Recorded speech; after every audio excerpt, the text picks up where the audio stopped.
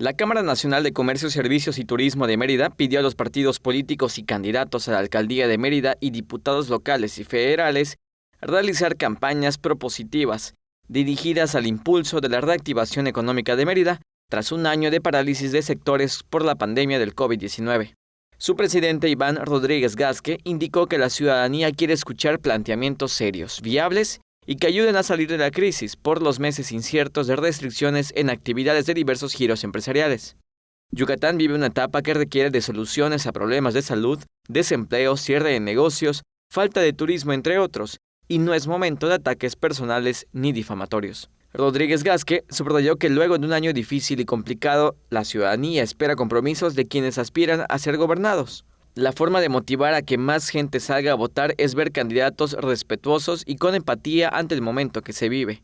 El líder empresarial pidió a los candidatos y partidos políticos que ayuden a la reactivación de los negocios locales, que privilegien la proveeduría local para lograr que se reactive la economía del Estado, pues los recursos que destinen a sus campañas deben quedarse en la entidad para conservar y generar empleos. Teleyucatán te informa. Teleyucatán te informa.